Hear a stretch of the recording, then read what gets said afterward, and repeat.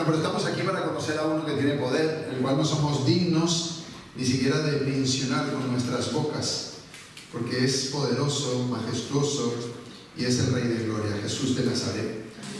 Y el que está ganando nuestros corazones cada día, el que inquieta nuestras mentes cada día, el único que tiene palabras de vida eterna, el único que realmente trae esperanza al ser humano.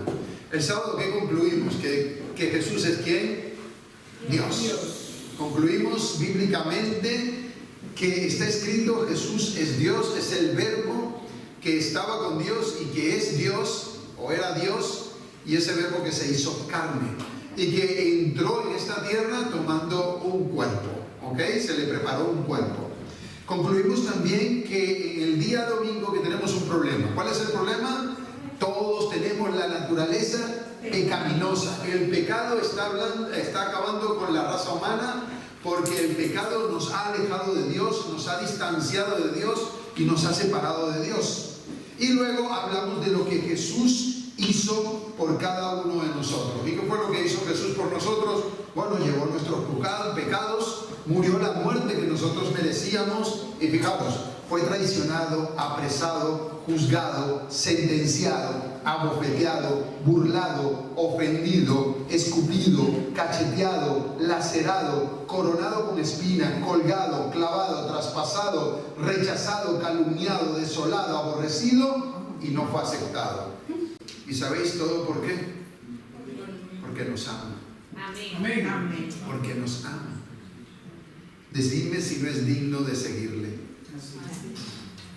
Es impresionante. Por eso hoy vamos a ver un poco qué debo hacer al conocer a Jesús. Ya sé que Jesús es Dios. Ya sé que es el único que puede sacarme de mi problema, que es el pecado. Ya sé que es el único que tiene palabras de vida eterna en este universo. Y por eso la pregunta es: ¿qué debo hacer yo al conocer a Jesús? Pasamos y dice: ¿realmente tengo que hacer algo para ser salvo? ¿Creéis que debemos hacer algo para ser salvo? Pasamos para ver qué nos dice nosotros Mateo. Fijaros, Mateo, Marcos y Lucas dice: ¿qué bien haré para tener la vida eterna?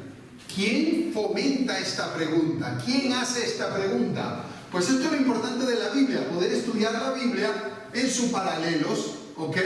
Tenemos aquí los evangelios, y en Mateo solo dice que vino uno, ¿ok? Y le dijo: maestro bueno. Luego Marco dice que al salir le persiguió uno por aquí, y dice: y vino uno corriendo. O sea, no solo es uno que vino corriendo, sino que también se hincó de ¿cómo? De rodillas. Eso es lo bonito de la Biblia, que cada quien apunta un detalle importante de quién es el que viene. Y dice: y se puso delante de él y hace la misma pregunta: ¿qué haré para heredar la vida eterna? Yo no sé si tú sabes lo que tienes que hacer para heredar la vida eterna, pero el Señor tiene respuesta. Vamos a ver cuál es la respuesta. Y entonces ahora Lucas va a decir que era un intérprete de la ley, no era cualquier persona. No solo es uno que viene corriendo y se postra, sino que ese que viene corriendo y se postra es un intérprete de la ley. Y entonces se levantó para probarle. ¿Cuál era el propósito por el cual venía? Probar cuál era la teología de Jesús. Vamos a ver qué es lo que enseña este teólogo que no ha estudiado en ninguna de las escuelas de teología ni de los profetas de aquella época. Vamos a ver qué es lo que tiene para enseñarnos. Y entonces, para probarle, le dijo: ¿haciendo qué cosas heredaré la vida eterna? Pasamos y dice: ¿qué es lo primero que debo hacer al conocer a Jesús? Conocer quién es Jesús y lo que ha hecho por mí. ¿Qué es lo primero que debo hacer? Pues lo primero que debo hacer es, lo primero que debo hacer es lo que dice Apocalipsis 3:20. Si no haces esto, de nada vale todo el conocimiento que tengas de Jesús. Lo primero que debo hacer es, si oyes su voz y abres tu puerta, Él entrará y cenará contigo y tú cenarás con Él. Entonces lo primero que debo hacer es relación, intimidad, y abrir la puerta del corazón. Ahora, ¿qué representa la puerta del corazón? Pasamos. La puerta del corazón es la puerta de tu vida. La puerta del corazón es la puerta que está bajo el control individual. Es decir, el único que puede abrir esa puerta es ¿quién? Tú mismo. Es el único que puede abrir. el Señor no va a forzar la puerta. El Señor va a tocar la puerta, pero no la va a forzar, ¿ok? Porque el Señor es un caballero. Y dice, cada persona puede abrir o cerrar según su propia voluntad. Libre albedrío, libre decisión. Tú decides si quieres o no quieres abrirle a Jesús para que entre a tu vida. Y dice que entonces que Cristo aguarda la decisión de cada persona y lo hace por amor. Está ahí tocando tantas veces como sea posible, todos los días de tu vida, todos los días, por cualquier circunstancia, de cualquier manera, con una palabra, con un acto, con algo, el Señor está tocando a tu puerta. A mí tocó la puerta y me dijo, Alexis, Jesús te ama. Y ese fue el toque. No sé cuántas veces pudo haber tocado antes, pero Jesús tocó y dijo, Jesús te ama, Alexis. Y dije, oye, alguien está llamando a la puerta de mi vida. Y entonces he decidido abrirle mi corazón. Cristo llama a la puerta de las emociones, porque quiere abrir la puerta de las emociones a través de la providencia de su palabra. No solo eso, sino que Cristo quiere abrir la puerta de tu mente. La mente, ahí esa es la puerta que quiere abrir Jesús, y lo quiere hacer a través de la sabiduría del reino de los cielos. Ojalá pudiésemos nosotros estudiar la ciencia de la Biblia, para que veáis cómo Jesús puede abrir realmente los corazones. Y si tú lees el deseo a toda la gente, ¿sabéis qué es lo que hacía Jesús para estudiar a Dios? Se iba a la naturaleza. Pero no solo eso, Jesús estudiaba el cuerpo humano. Qué impresionante, y así comprendía el conocimiento celestial y podía entender a su Padre Celestial. Jesús está llamando a tu puerta a través de cualquier cosa que tú pienses que es sabiduría. Pues la sabiduría de Dios es mucho mayor que la sabiduría de los hombres. Cristo llama a la puerta de la conciencia también, y lo hace a través de la autoridad. Dice, este habla como el que tiene autoridad. Y después le preguntaban, ¿pero por qué tienes autoridad? ¿Sabéis por qué tenías autoridad? Porque lo que predicaba, lo vivía. Decía, mi comida es hacer la voluntad de mi Padre. Qué grande era Jesús, mostrándonos el camino. Jesús llama a la puerta de la esperanza humana. ¿Y cómo lo hace? A través de las promesas. He aquí yo estoy con vosotros todos los días. He aquí yo vendré, ¿y qué haré? Dice, resucitaré a aquellos que son míos. Qué impresionante Jesús, a través de todas su promesa.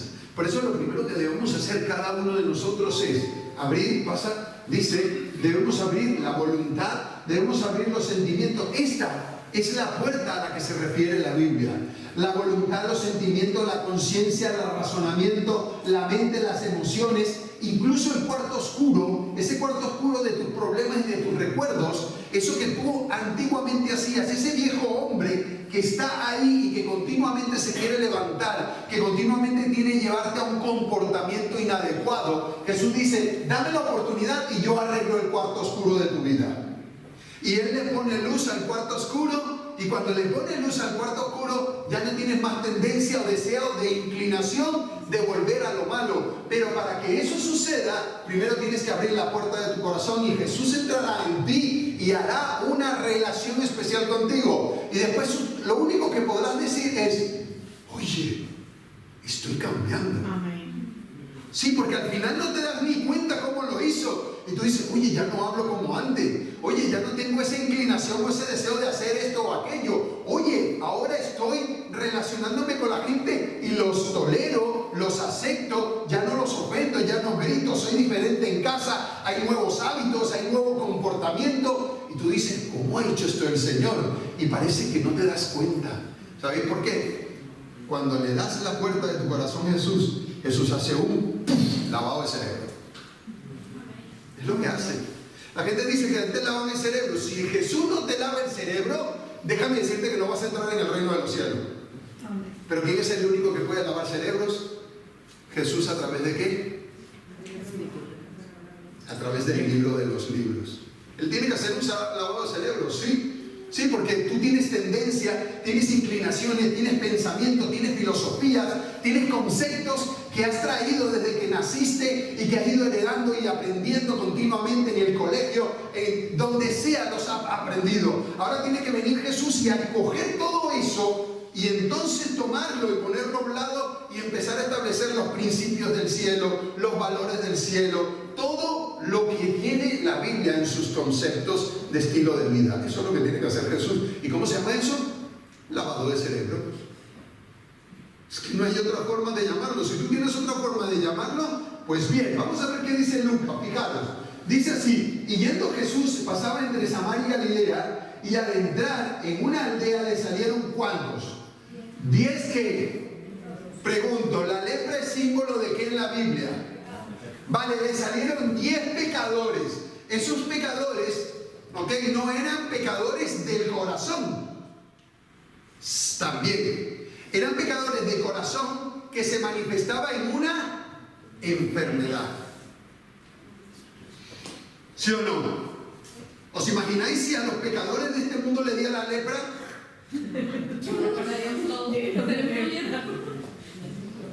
¿Cómo estarían los hospitales? Pregunto, ¿cómo sería nuestro comportamiento? Porque a veces, ¿sabéis qué? Nos preocupa es lo que digan los demás y no cómo estamos delante de Jesús. Oye, si el hermano me ve que tengo lepra, ¿quién aguanta lo que va a decir? Pero ¿y Jesús? ¿Qué va a decir Jesús si sigues haciendo en lo oculto lo que estás haciendo? ¿Te preocupa más lo que diga la gente o con lo que diga tu Creador y tu Salvador? Entonces dice, le salieron 10 leprosos, los cuales de lejos. ¿Por qué de lejos y no de cerca? Porque si se acercaban a la gente sana, ¿qué les pasaba? Los lapidaban, los apedreaban. Y entonces dice, se pararon de lejos y entonces alzaron la voz diciendo: Jesús, Maestro, ten misericordia de nosotros. Cuando yo entendí que Jesús tenía el problema resuelto de la muerte, le dije: Jesús, ten misericordia de mí. Le tenía un miedo a la muerte, no sabía cómo enfrentar esa situación, no lo entendía. Y que me dijeron: Jesús tiene resuelto el problema de la muerte. Y digo: ¿cómo? Sí, con la resurrección. Le dije: necesito estudiar la resurrección. Venga, ¿quién me enseña? Y ahí es donde se despierta la conciencia espiritual de que necesito que Jesús tenga misericordia de mí. Por eso lo que debo hacer para entender y abrir mi corazón, lo segundo, primero abrir mi corazón, y lo segundo es apelar a la misericordia del único que puede salvar a la raza humana, que es Jesús de Nazaret. Y lo tercero que debo hacer es reconocer que el único que me puede sanar es Cristo. Porque todos estamos enfermos y algunos dicen: pero bueno, yo estoy sanito. Sí, está sanito, pero hay algo que se llama pecado que tiene enferma a toda la raza humana. ¿Y quién se salva de esa enfermedad? Nadie. En este mundo nadie se salva de esa enfermedad. Por eso le reconocemos y necesitamos que seamos sanados por Jesús. Y entonces sigue diciendo las Escrituras, dice: y cuando Él los vio, le dijo, fijaros, id, mostraos a los sacerdotes. Y aconteció que mientras iban fueron limpiados. Ellos no fueron limpiados antes de irse, fueron limpiados en el momento que decidieron irse y todavía estaban enfermos. ¿Cómo se llama eso? Fe. Eso se llama fe, y eso es lo más importante, porque lo cuarto que debemos hacer nosotros al conocer a Jesús es que debemos creer en la palabra de Jesús por fe. Le dijo: iros, y mostraos, pero todavía no son sanos. Y cuando empezaron a ir hacia el sumo sacerdote, ¿cómo quedaron? Limpios. Y eso es fe. Por eso cuando Jesús promete que nos dará vida eterna, cuando Jesús dice que nos dará la corona de la vida, cuando Jesús dice que todo lo que haya de acontecer en este mundo va a ocurrir, nosotros por fe creemos a su palabra. Y esa es la oportunidad que tenemos nosotros. Ellos creyeron en la salud de Jesús, aunque todavía no la habían recibido. Y cuando partieron, fueron entonces sanados mientras creían en la palabra de Jesús. Y lo quinto que tenemos que hacer es testificar a gran voz, porque una vez que fueron sanados, ¿qué fue lo que hicieron? Testificar a gran voz. Seguimos diciendo, fijaros, y entonces uno de ellos, viendo que había sido sanado, vale, pero ¿cuántos fueron sanos? 10. ¿Y por qué vuelve uno? Tenía agradecimiento. ¿Qué pasó con los otros 9? La gente lo que busca es el milagrito. ¿Sabe cómo ve la gente a Dios? Y esto me duele decirlo, como el genio de la lámpara. Sí, Señor, concédeme un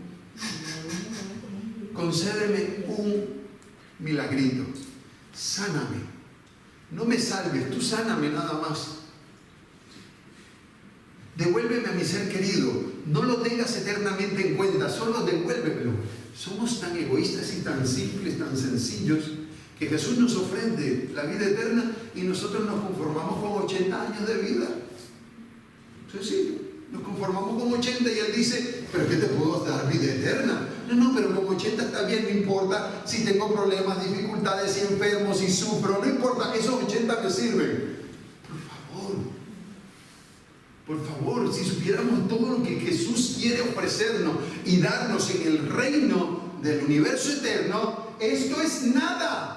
Y dice, y volvió glorificando a Dios a gran voz y se postró rostro en tierra a sus pies, dándole ¿qué cosa? Lo que tú dijiste, agradecimiento. Por eso lo sexto que tengo que hacer una vez que conozco a Jesús es que debo glorificarle en voz alta, alabarle, adorarle, mostrar una vida en consecuencia con lo que Jesús ha hecho con cada uno de nosotros. Y lo séptimo que tengo que hacer es ser agradecido. Pero de 10 solo volvió uno, los otros 9, ¿qué pasó? No hubo agradecimiento. Entonces, en verdad el que fue sano fue el que regresó. En verdad el que fue sano fue el que regresó. Sano en los dos sentidos, claro. Es que una cosa es la salud física y otra cosa es la salud física y la salud espiritual. El único que volvió a la vida fue Él. Él resucitó de la muerte, o sea, de la muerte espiritual, y Él nació a la vida espiritual. ¿Recordáis que hablamos ayer de 3 muertes? Las 3 muertes, pues es el único que resucita realmente a la vida espiritual por agradecimiento a lo que Jesús ha hecho por él. Pasamos y ahora dice así, y respondió Jesús y dijo, ¿no son 10 los que fueron limpios? ¿Y los 9 dónde están? Que también quiero darles el cielo, también quiero darles salud, también quiero darles entrada al reino de los cielos.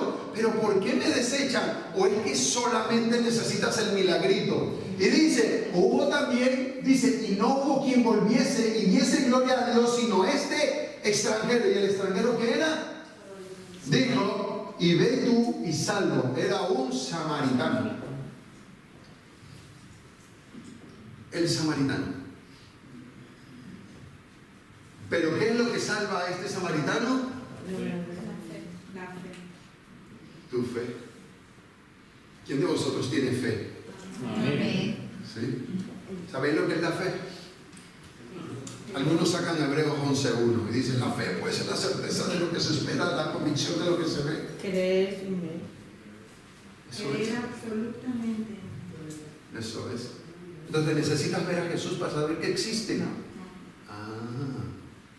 Algunos se lo están pensando, oye, si no lo veo. Claro, eso es fe. Fe es creer todo lo que dice la Biblia, aunque yo no lo he visto. Adán vio a Dios creando, pero él tuvo que tener ¿qué cosa? Fe. Tenemos que ser personas de fe, porque sin fe no podemos, en este caso, entonces, avanzar. ¿Qué es pues la fe? Hemos dicho que es la certeza y la convicción de lo que se espera. Es decir, que yo estoy esperando que suceda lo que ya el Señor ha prometido, ¿sí o no? ¿Y qué es lo que estamos esperando? Que Jesús vuelva a buscar a quienes, a su pueblo, a nosotros, a los escogidos. Y dice, es la convicción de lo que no, si nosotros viésemos no necesitaríamos fe. ¿Para qué la fe? Si la fe es justamente lo que se emplea cuando no vemos nada. Porque Adán lo vio todo y aún así desechó a Dios. Nosotros no vemos nada y tenemos que aplicar, ¿qué cosa? La fe para poder ver y estar con el Señor. Una vez que se ve, ya no hace falta la fe, porque la fe es justamente poder observar, tener la certeza y la convicción de lo que aún no ha sucedido o aún no se ve. Es decir, todo lo que no se ha desarrollado. Pero es que tengo que tener fe para adelante y fe para atrás. ¿Tú estabas cuando Jesús fue crucificado? ¿Verdad que no estábamos ninguno? No estábamos. ¿Estaba cuando Abraham fue y entregó a Isaac? No estaba, ¿verdad? Más aún, ¿estabas cuando Dios creó? No, pero es que ni Moisés estaba cuando Dios creó.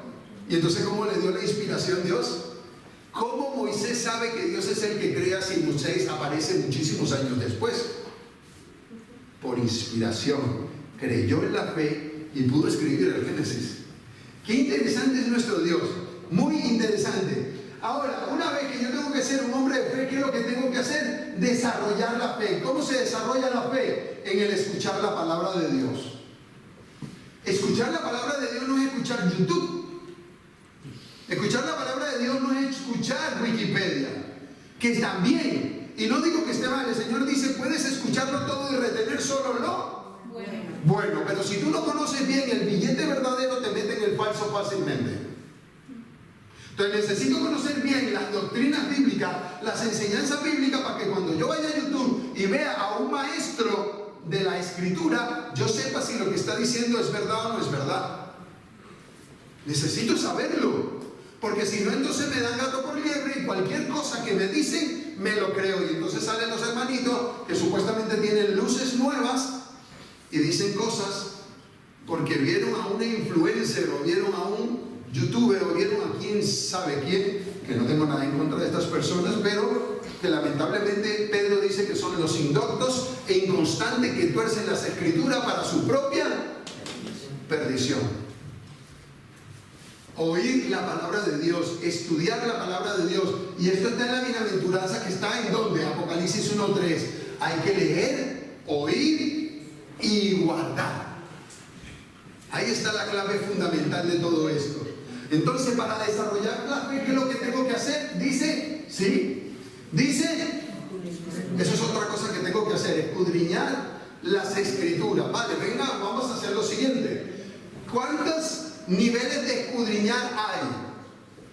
¿Creéis que hay niveles de escudriñar? Sí. Viene el hermano, yo leo todos los días 3, 4 capítulos de la Biblia.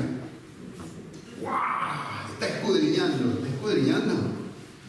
No, estás argumentándote y razonándote a ti mismo que tienes algún momento para estar con Dios. Pero eso no es escudriñar. Después está el que escudriña y entra un poquito en la Biblia. Pero cuando se le plantea algo que no entiende qué hace, tú cierras y vamos a YouTube a ver si alguien me lo explica mejor. Pero después está el hermano que se preocupa. ¿Quién escribió esto? ¿En qué momento lo escribió? ¿Por qué lo escribió? ¿Qué me intenta decir el texto bíblico? Y empieza a dialogar con la Biblia de tal manera que la Biblia en cualquier momento le está hablando a él. ¿En qué momento Juan escribió y el verbo era el verbo y el verbo estaba con Dios y el verbo era Dios? ¿Y Juan por qué dice esto? ¿Qué me está enseñando Juan al decir esto de Jesús? ¿Con qué relaciona Juan esto? ¿Con Génesis 1:1? ¿Y con qué más relaciona esto? Porque en el principio el verbo también está en Apocalipsis y empieza una relación de texto de verbo que tú dices, eso es escudriñar. Y nos planteamos una forma de escudriñar. ¿Sabéis cuántas formas de escudriñar la Biblia hay? Pues mira, puedes escudriñar la Biblia por libro bíblico, por los libros de la Biblia. Puedes hacerlo por capítulo. Puedes hacerlo por palabras, por expresiones. Puedes hacerlo por temas bíblicos. ¿Sabéis cuántas formas, incluso por personajes bíblicos? ¿Sabéis cuántas formas hay de escudriñar la Biblia?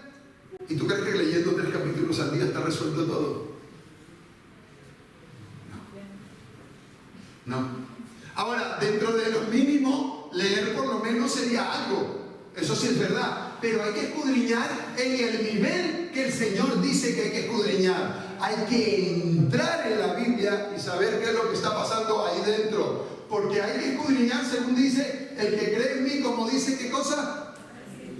Vale, si no estudia la Escritura, entonces ¿cómo vas a creer en Él? Y entonces encontramos hermanos en la Biblia, en la iglesia, que tienen una fe gigante. ¡Wow! Y tú ahora, hermano, no te preocupes, el Señor tiene el control de todo. Y vas al otro hermano preocupado, uy, ¿cómo llegó este fin de semana a pagar la factura? Y yo entiendo que es complicado.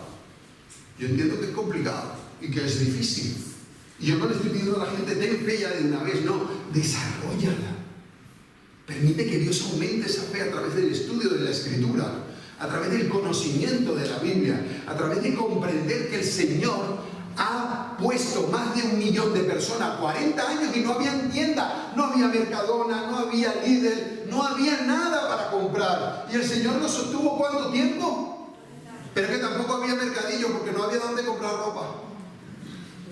Y según la Escritura, ¿qué le pasaba a la ropa? No envejecía. ¿Y qué pasaba con la ropa de los niños? Dice que crecía juntamente con ellos. ¿Y qué pasaba con sus zapatos? Nunca se rompieron. ¡Guay! ¿Cómo hace esto el Señor? ¿Cómo lo hizo durante 40 años? ¿Qué quieres, carne? Venga, menú, carne para vosotros. ¿Qué quieres? Comida del cielo, pan de los ángeles, menú del cielo. Pregunto, ¿puede o no puede hacerlo Dios? Hazme el favor, dame 5 panes ahí, dame 2 peces que lo voy a convertir en 6.000, 7.000, 8.000 pedazos para que todo el mundo quede saciado. Y todavía estamos preocupados porque no podemos llegar a fin de mes. Algo pasa. Ahora, yo también he estado preocupado para llegar a fin de mes. Yo no estoy diciendo que desarrolle esto de la noche a la mañana, pero si el Señor no permite que yo me preocupe para llegar a fin de mes y demostrarme que Él puede ayudarme a llegar a fin de mes, para el próximo mes cuando me vuelva a preocupar, entonces voy a estar en la misma tesis. Amén. Pero la segunda vez ya digo, mire, el Señor me sacó en una, me va a sacar de la segunda, la tercera, la cuarta y todas las que vengan. ¿O sí o no? Amén. ¿O es que ha dejado de pagar la factura? No, el Señor es bueno. Por eso, ¿qué significa creer como dice la Escritura? Aquí tenemos un ejemplo. Pásalo. Ejemplo número 1, ¿vale? Para los que se lo saben, no lo digan. Pero yo voy aquí y siempre hago este ejemplo con todo el mundo. ¿Ok? Siempre. Con evangélicos, con quien sea, yo le digo, dice, 4 bestias grandes, las diferentes una de la otra, subían ¿de dónde? Y entonces le pregunto a la persona, ¿me puedes decir que es una bestia bíblicamente hablando? Dice, una bestia es un monstruo, un oso gigante, algo peludo, algo... ¿Sabéis cuántas respuestas he tenido a esta interrogante o a esta pregunta? Infinitas. Pero Pedro dice que la Biblia no es de interpretación. Las profecías no pueden interpretarse de forma privada. Tú no puedes decir yo creo, a mí me parece, yo pienso. No puedes. No, por eso hay tantas religiones en este mundo, porque cada uno dice cuáles son esas 4 bestias, pero yo necesito, es el concepto de las 4 bestias ¿de quién?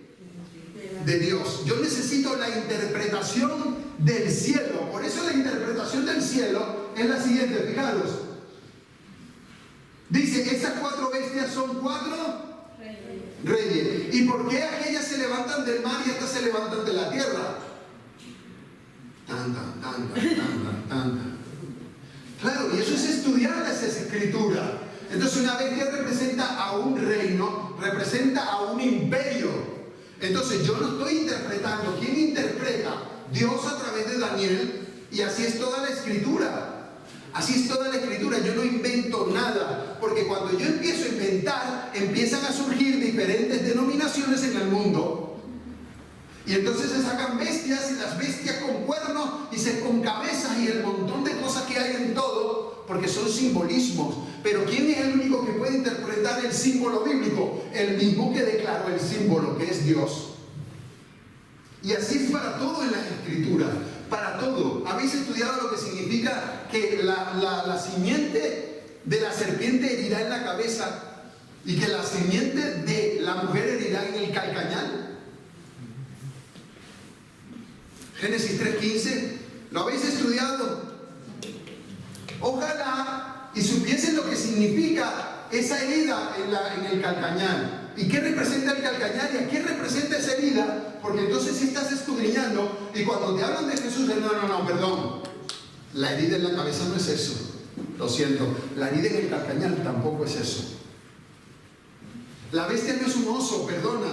La bestia no es un bicho grande en el mar. No. La bestia es un imperio. Y Jesús está dando la profecía de los 4 imperios que gobernaron este mundo.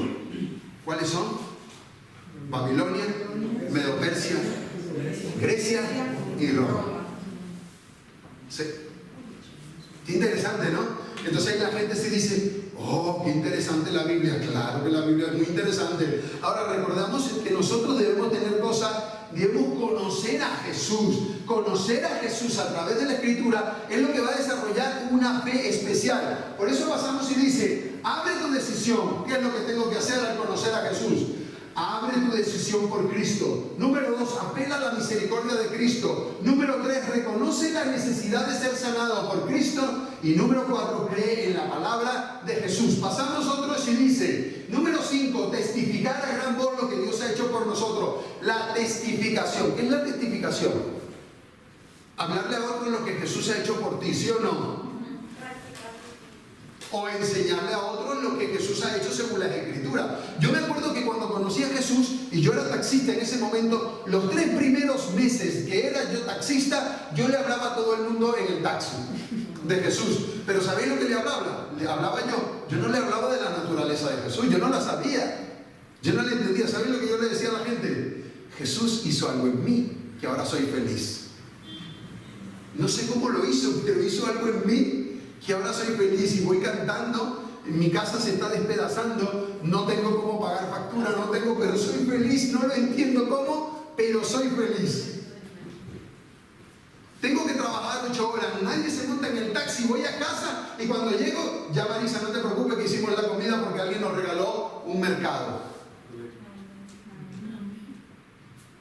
Dependencia absoluta de Dios. Hasta que no aprendí eso, no pude seguir adelante. Dice, glorificar a Dios, ser agradecido por lo que Dios ha hecho, dedica tu vida a desarrollar la fe. Si no hacemos estas cosas, estamos mal. Pásale, sigue diciendo, en Hechos dice así lo siguiente, pero Dios ha cumplido así lo que había dicho antes por boca de tu profeta. Si Cristo había de padecer, así que arrepentíos y qué más. Arrepentidos y convertidos. ¿Y por qué hay que arrepentirse y hay que convertirse? ¿Por qué? 2 cosas. Número 1, para que sean borrados nuestros. Entonces, para que haya un borrar de los pecados, lo primero que tiene que haber es un arrepentimiento y una conversión. Y número 2, para que venga de la presencia del Señor y entonces enviará a Jesucristo, que fue antes anunciado. ¿Y cuál es el refrigerio del cielo para el cristiano? Si crees en mí, como dice la Escritura, de tu interior correrán ríos de agua viva. Y esto decía el Señor del Espíritu que habían de recibir, porque aún no habían recibido el Espíritu Santo. El refrigerio de la presencia del Señor es el Espíritu Santo. ¿Por qué? Porque el Señor primero te dice, públicamente demuestra que te has convertido y íntimamente demuestra que te estás santificando. El desarrollo de la santidad, porque sin santidad nadie verá a quién. Pero ¿cuándo vamos a ser santos? No, seremos santos en el cielo. No, perdona. Jesús fue santo en la tierra. ¿Y dónde hay que ser santo? Donde nos cueste. Porque en el cielo no nos va a costar, no hay tentación, no hay tentador. Aquí es donde vamos a depender de Dios para poder nosotros santificarnos en la presencia del que nos tienta todos los días. Pero nuestra santificación no es proceso de tu deseo de serlo. Es el proceso del Espíritu de Dios en cada uno de nosotros para que seamos arrepentidos y convertidos. Y entonces, ¿qué es el arrepentimiento? Lo que dijimos ayer, ¿recordáis? ¿Cambio de qué? Metanoia. ¿Y qué resultados tendrá la metanoia en nosotros? Primer resultado, cambios en las actitudes, comportamientos, gestos, hábitos. Todo eso tiene que cambiar. ¿Por qué nosotros estamos tan seguros que Jesús existe? Porque yo sé quién era antes de conocer a Jesús y ahora sé quién soy después de conocer a Jesús. Y he visto el cambio. ¿Y sabe quién lo ve también? Tu familia. Lo ven. Aunque a algunos no les gusta el cambio. Yo he visto hombres diciendo, yo quiero a la esposa que tenía antes, fumaba, tomaba, iba de huelga. Yo quiero aquella. Esta no me gusta porque es muy santa. Por favor. Yo he escuchado eso. Pero la Biblia dice, podrían estar 2 corrientes, podrían estar de acuerdo 2 en el mismo. Difícilmente. Arrepentimiento es un cambio de mentalidad. La conversión tiene que ver con las acciones, actitudes y todo este tipo de cosas. Y entonces tienen que existir 4 elementos importantes en el arrepentimiento: el intelecto, la afectividad, la volatilidad y lo activo. Si estas 4 partes de las áreas del ser humano no están involucradas en el arrepentimiento y la conversión, sencillamente no es un verdadero arrepentimiento. Esto es importante: reconocimiento del pecado, tristeza por el pecado, cambio en la manera de pensar y cambio en el proceder de los cambios de los hábitos del ser humano. El arrepentimiento que no está afectado por estas 4 áreas de la mente solo es un remordimiento. ¿Y qué pasa con el remordimiento? Te sientes mal cuando haces algo, pero a la vuelta, cuando se te olvida, ¿qué vuelves a hacer? Lo mismo. Y entonces vemos un montón de cristianos que están en remordimiento y no en arrepentimiento. ¿Por qué? Porque siguen haciendo las cosas que hacían anteriormente, porque no están involucrados su mente y Cristo en medio de ella. Por eso la conversión es la base de la experiencia genuina de Jesús. Yo pregunto, ¿cómo tú le dices a Pablo que Jesús no existía? Si es que tuvo un encuentro personal con Él. ¿Qué es lo que nos hace falta? ¿Sabéis qué es lo que nos hace falta? A nosotros. Un encuentro personal con Jesús. Dile: Señor, ponme ciego si hace falta, déjame mudo si hace falta, pero un encuentro con el Señor, ¿sabe lo que va a hacer? Nadie va a quitar eso de tu corazón. Nadie. Y mi mayor encuentro con Jesús es mi cambio, mi transformación. Si supieseis quién era yo antes. Si supieses quién era yo antes. Gracias, Señor. Cambiamos. Y dice entonces: por tanto yo juzgaré a cada uno según su camino, casa de Israel, dice Jehová el Señor. Convertíos, y no solo convertidos y arrepentidos, sino apartados también. Apartados. ¿Qué significa apartados? ¿Qué es lo que me está llevando a la tentación y al pecado? Deja de estar tocando eso. Deja de darle clic. Deja de darle al móvil el lugar ese. Porque tienes que apartarte, porque si te acercas vas a ser mordido. Metafóricamente hablando, lo entendéis, ¿verdad? Que el Señor nos ayude. Y dice ahora, pasamos y dice así: rasgad vuestro. Estamos en Joel, el Antiguo Testamento, ¿sí o no? La gente dice que en el Antiguo Testamento la gente la salva por guardar la ley de Dios. No intervenía el corazón. Y entonces el Señor le dice: rasgad vuestro corazón. ¿Qué tenían? Un corazón de piedra. Rasgad vuestro corazón y no vuestros vertidos. Es decir, no es la forma, es las intenciones con las cuales hacemos las cosas. ¿Sí? La forma. Rasgar vuestro corazón. Todo lo que hay en mi corazón que está de primero con Dios, quítalo. Quítalo. Porque te va a llevar a un mal momento. Pasamos. Y dice: arrepentíos y bautícese cada uno de vosotros.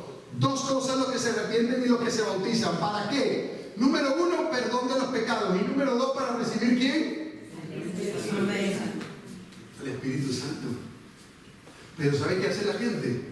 Se conforma solo con ser perdonado de los pecados. Pero puede ser perdonado de los pecados, pero si no hay una santificación del Espíritu, ¿de qué valió todo el perdón de los pecados? Entonces pasa como las 10 vírgenes, las fatuas y las que son, ¿sí? Entonces unas son perdonadas los pecados, pero no tienen ¿qué cosa? El aceite, símbolo de ¿quién? Espíritu Santo. Sin embargo, las otras tienen el aceite, el perdón de los pecados, y también tienen ¿qué? Tienen el Espíritu Santo.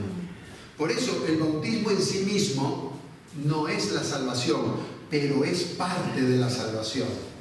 ¿Ok? Y esa salvación que viene a través del bautismo, entonces es consolidado a través de una vida de santidad. Y esto es lo que a veces no nos gusta mucho. ¿Qué representa el bautismo? Fijaros lo que representa el bautismo. Y dice así: el bautismo representa que así como Cristo murió por el pecado, yo también voy a morir. ¿En qué sentido voy a morir? Cristo murió en sentido literal y yo voy a morir en sentido simbólico. Es que el que hace negocio con Jesús siempre está ganando. El que hace cualquier negocio con Dios siempre gana. ¿Por qué? Porque Él es que hace la parte fuerte, la imposible, y nosotros solo hacemos muchas veces la simbólica. Y dice, el cristiano debe morir a los pecados de esa forma. Pasamos y dice, representa que así como Cristo después que murió fue sepultado, pasamos, dice así como fue resucitado, el cristiano debe ser también sepultado bíblica y simbólicamente en la sepultura del agua. Cuando yo soy sumergido, ¿qué significa? Dejo de respirar, simbólicamente.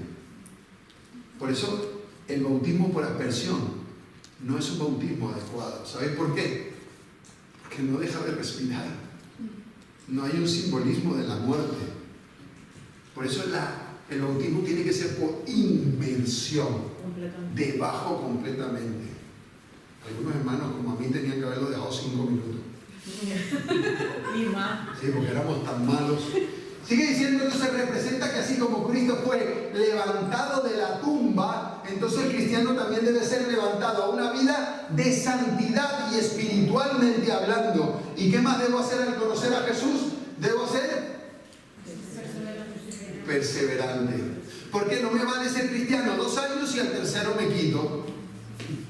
Sí, es que fácilmente sé ser cristiano. ¿Saben qué es difícil? Ser cristiano hasta que me muera. Eso sí es difícil. Por eso la perseverancia va en relación con la salvación. ¿Por qué la perseverancia va en relación con la salvación? Porque la perseverancia está en relación con la fe en relación con la salvación, y la fe y el desarrollo de ella por el estudio de la Escritura. Y todo está ¿cómo? Está realmente todo enlazado. Una cosa te lleva a la otra y la otra te lleva a la otra. ¿Por qué? Porque sin perseverancia no podremos entrar en el reino de los cielos. Va a ser imposible. Por eso, ¿qué debemos hacer al conocer a Jesús? Ponemos, abre tu decisión por Cristo. Apela a la misericordia de Dios. Reconoce la necesidad de ser sanado. Cree en la palabra de Jesús. 5. Testifica de gran voz lo que Dios ha hecho por nosotros. Glorifica a Dios. Sé agradecido por lo que Dios ha hecho. Dedica tu vida a desarrollar la fe. Procede al arrepentimiento. Pide y busca una verdadera conversión. Da el paso al bautismo y persevera hasta el fin. Son solo 10, pero son más. Pero necesitaríamos más tiempo. 12. Poneros en pie.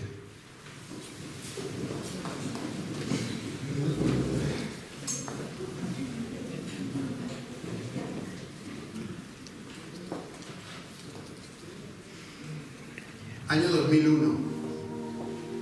Fuimos a una campaña. Estábamos en una campaña escuchando a un cantante evangélico. Este cantante evangélico hizo un llamado y dijo: ¿quién quiere recibir a Jesús? Y ese día nos levantamos mi esposa y yo y dijimos: yo quiero recibir a Jesús. ¿Y tú, mi amor, tú quieres recibir a Jesús?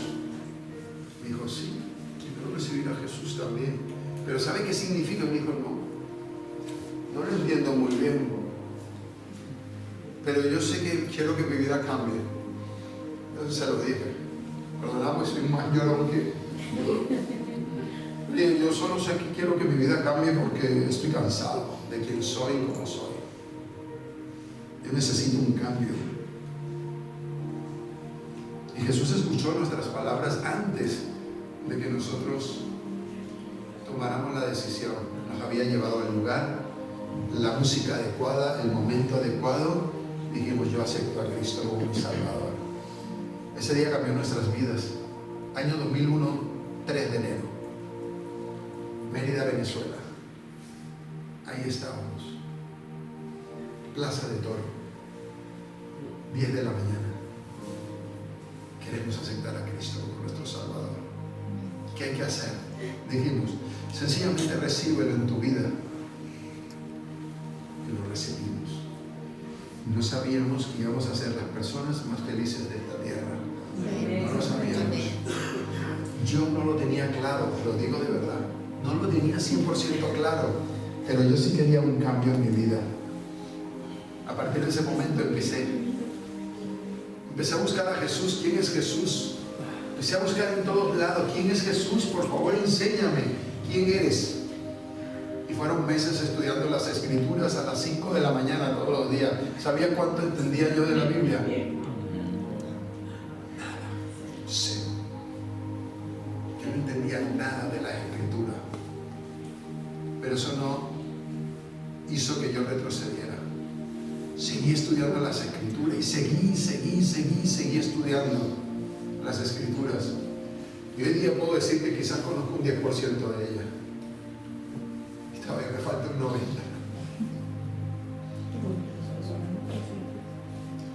Por favor, dáselo todo a Jesús. Vas a ser feliz, yo que te lo digo. ¿Sabes por qué vas a ser feliz? Porque en medio del conflicto, las dificultades, las escaseces y los problemas de la vida, incluso tu familia se viene contra ti mismo y no entiende lo que está pasando en tu vida y te dejan los amigos, te dejan todo, no tienes cómo pagar, no tienes cómo avanzar, pero eres feliz. Somos felices. Señor y Padre que estás en el cielo, no somos dignos, Señor, de estar en tu presencia, papá. Pero una palabra tuya bastará para sanar. Una palabra tuya bastará para sanarnos. Una palabra tuya, Señor, bastará solo para hacer un universo y un mundo. Señor, te pido por lo que estamos en este lugar. Quizás alguno tiene duda. Quizás alguno no ha tomado la decisión de bautizarse. Quizás alguno, Señor, todavía no lo tiene claro. Quizás alguno todavía no ha dejado aquello y apartado aquello que aún no le deja ir hacia ti.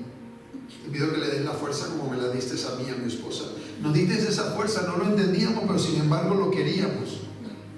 Y hemos dado el paso adelante y abrimos nuestra mente, abrimos nuestro corazón y has hecho una cena espectacular con nosotros. Gracias, Padre, en el nombre de Jesús. Amén.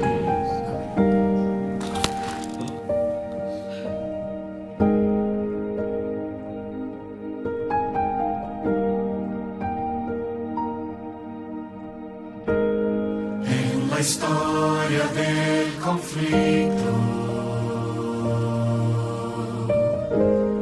un clamor se levantó,